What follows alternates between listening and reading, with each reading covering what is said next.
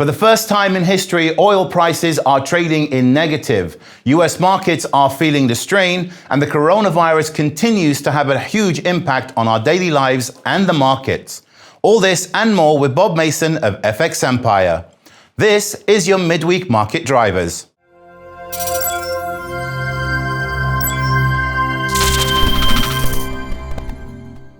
Hello, Bob, and thank you once again for joining us. Let's start with the hot topic of the week, crude oil prices. With the world in lockdown, the demand for oil has understandably dropped. And for the first time in history, oil is trading in negative. However, the equity markets have seen a slight recovery. Do you see this continuing? Yes, the oil price slide was quite unprecedented. Obviously, May futures fell into negative territory, down as much as 390%. Drop on a single day on Monday, and obviously that decline continued on Tuesday. And this morning we saw, futures find a bit of support. WTI up around 10% on Wednesday morning. But yes, the equity markets, they did actually catch up on Tuesday. We saw European and US markets get reversed. There's been a bit of a disconnect between oil prices and the equity markets and sentiment towards the economy. If you're looking at oil prices, the general outlook is obviously particularly negative, so that's contributed to the downside based on demand. When we're looking at equity markets, and even when we look at the German and Eurozone daily numbers for April, sentiment numbers were positive, which is supporting the view of analysts believing this is going to be a V-shaped rebound in the economies. Crude oil prices suggest otherwise, however. So we saw the equity markets catch up a little bit on Tuesday and through the early part of this morning in the Asian session. But it's not exactly a correction to be more aligned with crude oil prices, however. So, yeah, that suggests that there should be more downside ahead for the equity markets. And I've been, an advocate of a more material correction before there's any, upward trend again. These levels are still far too high to justify when you consider the economic climate, the outlook for corporate earnings, and we're still in the pandemic as well. So this hasn't abated yet. Okay, we're seeing a little bit of loosening of lockdown measures, but that really isn't an economic rebound to support the equity markets. So crude oil prices seems to be a good indicator at the moment. The equity markets are holding firm. There are opinions floating around that because consumers can't go out and consume and spend their money on consumer goods, for example, they are investing this in the equity markets.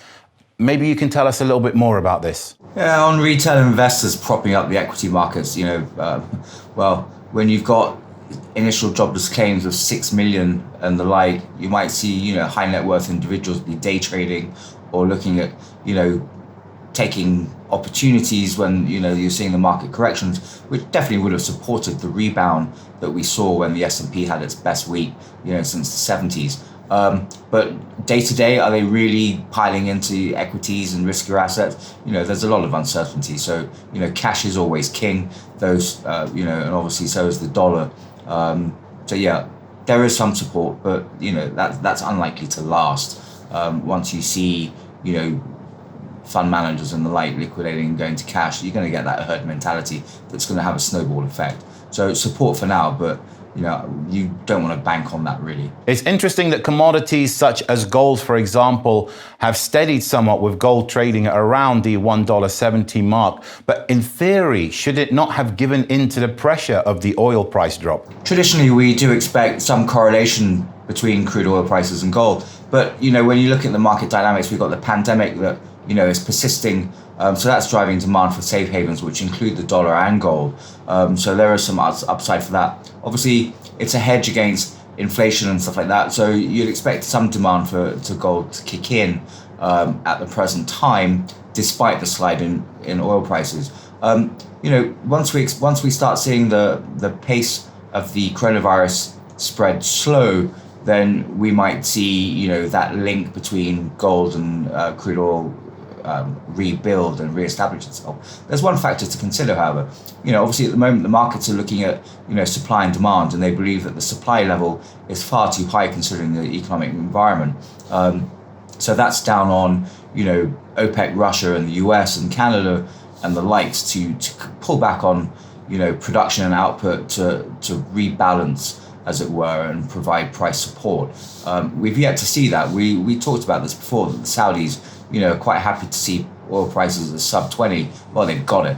And they can stomach that kind of price. US producers can't. So, at some point you expect Shell producers and even, Canada and the like to have to bite the bullet, and even the Russians. So, Saudi looks on top at the moment. But yes, gold prices, as long as the pandemic's still persisting and we've got the lockdown measures, we're going to expect some support. However, that's a market trade that not just institutional but retail investors would go for in this type of environment. With huge job losses accounting for the coronavirus pandemic, is there an end in sight? Surely we can't continue seeing people losing their jobs or being laid off. There has to be a point where we just stop and continue. Yeah, if you keep laying everyone off at sort of 6 million a week numbers, at some point that's going to come to an end. But that is assuming that you are going to get a slowdown in the pace of infections, and then obviously businesses going back to normal. If you get a lockdown, for 6 to 8 months, those layoffs are going to be far more significant. So yeah, you'd have to say at some point those numbers are going to have to slow down. You'd expect that to have happened, but that also depends on states that have yet to be materially impacted by the virus. If you suddenly see new hotspots in the likes of Chicago and Boston that we heard about earlier in the week, then you could see another jump in unemployment just because of other states taking a more significant step in terms of containment. So yeah, you'd hope that would be the worst part of it over. But, if that pandemic accelerates again, then things could get from bad to worse. And how is the fight against COVID-19 going? I mean, in terms of the fight against the coronavirus, you have to say that it's been relatively successful. The West was a little bit slow, however, in really understanding what measures were needed to contain the virus. So we're just, over the last few days, we're seeing the number of new cases, drop, and that's a positive, particularly when we compare it to, the levels that we were seeing the week prior, which is, the comparable you want to look at. But there's another issue as well, and that's, whether the same amount of testing is going on. Certain countries are talking about ramping up testing to get a better picture. We're talking about antivirus, and, immune system protection and stuff like that. We're not there yet, but this containment measure is going to have to carry on going. So when you start hearing about governments easing lockdown measures, that's a little bit alarming when there is the possibility of reinfection. There are areas of the US and the EU that have not been materially impacted that could be. So borders and stuff like that are still going to remain shut. But yeah, the containment measures are working. The numbers are proving that. So at least that's step one. There has been contrasting reports regarding vaccines, with some reports stating that a vaccine could in fact be ready by the autumn, where other reports are stating that a vaccine may not actually be ready until the end of the year or even the start of 2021. So we still got quite a way to go with this. Yeah, obviously the markets are now looking at step two of the pandemic. We've got the containment measures in, we've got lockdowns. So the next step is, the cure, the treatment. Obviously the vaccine is, the top priority, but that's going to take some time. There's been a lot of talk of, by the summer, but as testing continues, there's been one drug that's been effective to date, but it's got to go through trials, and then it's got to be, pushed out for the global market, and that's going to take a significant amount of time. So you're going to definitely go through the summer before that hits the streets, if that's the one that everyone's going to be able to rely on by nation. So that doesn't bring an end to the pandemic near term. So that containment measure needs to continue, and obviously social distancing and so on, and a change of way of lifestyle really, to really protect and prevent an escalation of and an acceleration of new cases in the near term. Despite all the news being given to the fundamental virus news, there are still PMI figures due to be released for April, and they will be published soon. What should we be looking out for there? My numbers are going to be pretty interesting. March numbers were pretty dire for the Eurozone. The US numbers were, they continue to expand in the private sector, which was in stark contrast to Europe and the East. But as we've seen, the virus was spreading east to west. And while we expect Eurozone numbers, France, Germany and the Eurozone, the PMIs to see more deterioration, it's going to be the US numbers that garner plenty of interest. So expect that service PMI to spook the markets if we see anything under 30. for April on the prelim numbers.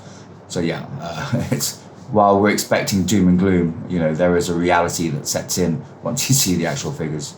Well, that's all for today, Bob. Thank you so much for joining us, and please stay safe. To conclude, whatever happens in the future, we are all bound by what is going on in the world currently. That was your midweek market drivers, and we will see you again next time.